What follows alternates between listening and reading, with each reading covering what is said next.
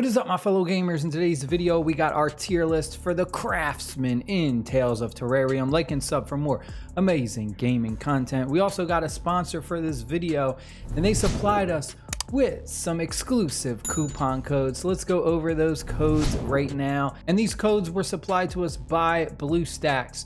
First code we're gonna enter is gonna be Bluestacksvip. Next one is gonna be Bluestacksvip 666. Confirm. And the final one we got is gonna be Bluestacksvip 888. Click confirm, and then let's go to our mailbox and see what we have.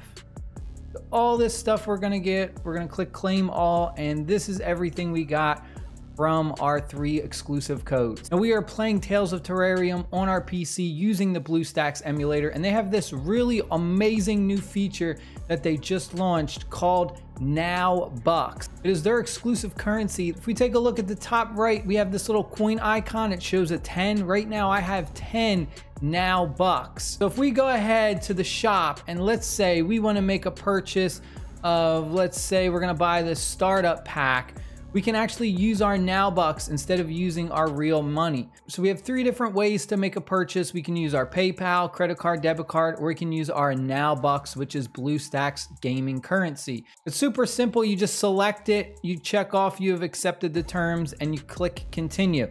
Now you're gonna see that it is a conversion rate of 1-to-1. So the item price at 99 cents is going to cost 99 Now Bucks. There's a couple different ways that you can earn the Now Bucks gaming currency. Right now, you can get up to 20% cash back in Now Bucks currency when you make in-app purchases in select games. They also offer big mega monthly rewards where you can play games and you can enter a chance to win weekly sweepstakes and win rewards of Now Bucks. Go ahead and start playing Tales of Terrarium on Bluestacks. Download links will be in the description box and as a pinned comment. All right, my friends, let's jump into this tier list, starting off with our first craftsman, and that's going to be Lisa. Now, the way we're doing the ranking for the craftsmen is it's going to be based on their skill cards. So pretty much my experience, my take on how good I think their skill card is in the ranking system, SABC. At the end of the video, I'll go ahead and I'll make the tier list a lot bigger so you can see it all the way full screen. So Lisa's a pretty cool character. Everyone starts off with her. She's a really good healer early game, and she also has the ability to cleanse debuffs as well once you go ahead and do level up that skill card or get like the higher tier. The way the skill cards work at the bottom, they're basically a tier system. So like the first one you unlock is just kind of like the basic version, and then once you go ahead and unlock that second version, it pretty much does the same thing as the first version, but it has enhanced abilities. So you can see that now we are cleansing all debuffs on the target. So she's good early game, but she definitely falls off. For me, she's like a solid B character. You're gonna use her a little bit at the beginning, but once you have access to a better healer, you're definitely gonna wanna switch to someone else. Next one we got is gonna be Grant. This is another guy that everyone starts off with. His skill is the sparkling wine. Again, it's a good starter skill card, but eventually you're gonna have access to better cards. So for me, Grant is another one that's like a B. Next one we got is Eleanor. Now I actually got Eleanor on my main account. This is an extra account that I had to make for Bluestacks. But this character right here is absolutely an amazing summoner. Her skill, she goes ahead and creates a portal. It lasts for an amount of time. Once you go ahead and you get it to that tier 2, which I have it at, whenever a Woody is defeated, the portal lasts for 1 more second. So this is insane because pretty much as those Woodies are destroyed, it just prolongs that summoning portal, which can pretty much make it almost endlessly. It's insanely strong. For me, Eleanor is easily at the top at the S. Next one we have is going to be Daphne. Now she's really good for going ahead and increasing our stats for attack. So she boosts the attack of ally adventurers by an amount. Also, once at tier 2, cleanses 1 random debuff of the target. The tier 1 card is still really good, just buffing the attack of an ally adventure. Easily a top tier S because of her buffing ability and the ability to go ahead and remove debuffs as well as that control immunity. Next we got is Sherry. She's an amazing AoE damage dealer with her skill card.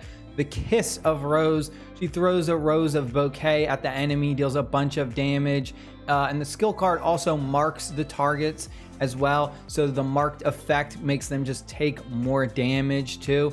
And that's just the tier 1 card. So overall, you can just tell she's already super duper broken, top tier S.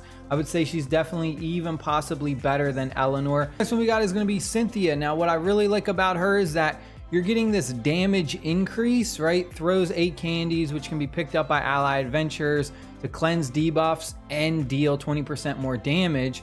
But we're also getting healing as well. It's going to restore an amount of our HP per second. So it's kind of like a heal over time, HOT. And then on the flip side, if an enemy picks up the candy, they're put to sleep, lowering their dodge by an amount for an amount of time. That's just that tier 1. Pretty close to being as good, if not definitely better than Eleanor. Next one we got is going to be, I'm not sure how to pronounce this, Nefeel. Really amazing top tier, easily an S.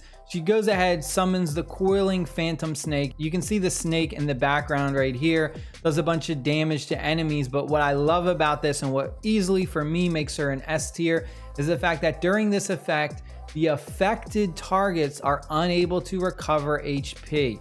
So you're getting that confusion as well. But the fact that you're just able to make sure the opponent isn't able to recover HP is insanely strong once you get to like the harder stages. For me, she's easily at the top, tippity top, and S plus for me. Next one we got is going to be Tatiana, I think is how you say it. She specializes in AoE damage along with some controlling effects. Another one, easily top tier S, putting her right near like Sherry and Cynthia, in between those two. Next one we got is going to be Judith. She goes ahead and specializes in crit hit and crit damage increase, as well as giving us a shield. The skill card can go ahead and kind of save one of your characters from instantly being destroyed. I really do like the crit hit and crit damage depending on the adventure that it's put on. For me, Judith is easily an A tier, like an A minus, only because like the crit hit and crit damage, it's again situational depending on what characters it's put on. Next one we got is going to be, I believe this is Renee, I think is how you pronounce this one.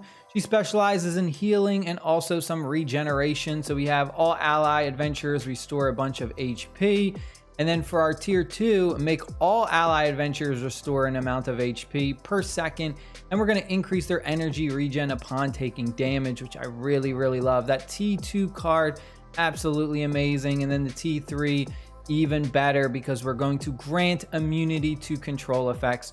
For me, she's definitely easily top tier A, right above, I'd say definitely above Judith because of that. Next one we got is going to be Veronica. Specializes in increasing our ultimate abilities as well as some crit hit stats as well. The tier 2 card is definitely a lot better because once we go ahead and we take a look at the bottom, we're going to deal that extra ultimate damage to enemies, but we're also removing one random buff, which can really help. For me, it's a pretty solid card, but I'm going to put it in like the B, maybe like a B plus. Next one we got is going to be Margaret. Now, what I love about her is she summons a doll that morphs into an ally warrior, but upon appearing, the doll taunts enemies to attack it for an amount of time.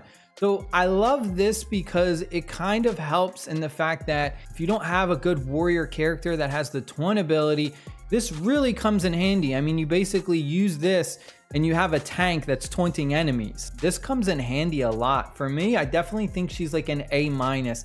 I would say she's definitely better than a B. I really like her skill cards. Next one we got is going to be Vicky. She goes ahead and specializes in increasing the attack speed of the shooter with the highest physical attack.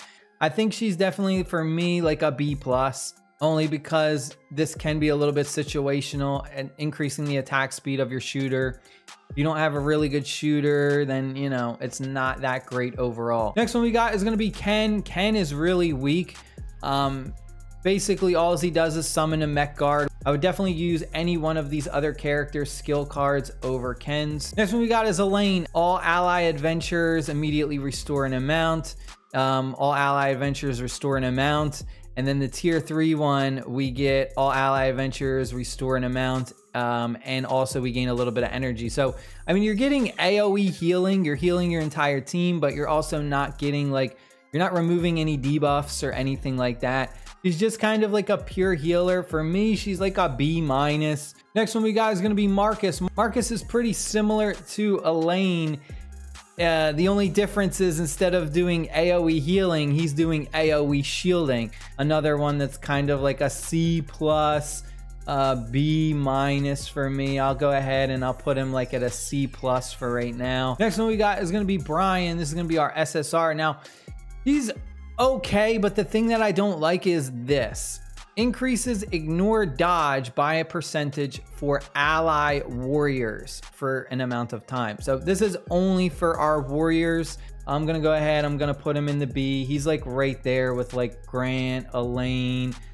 He's like, there's definitely better options, better skill cards to choose. Then I have a couple extras that I didn't have the screenshots of for their image, but we have this one right here. This is gonna be Faber, I think is how you say his name. Really awesome character for me. I think he's definitely easily, I'd put him in the S. Then we got Mica. This is another one. I don't have the screenshot for her, but I actually just got her on this new account.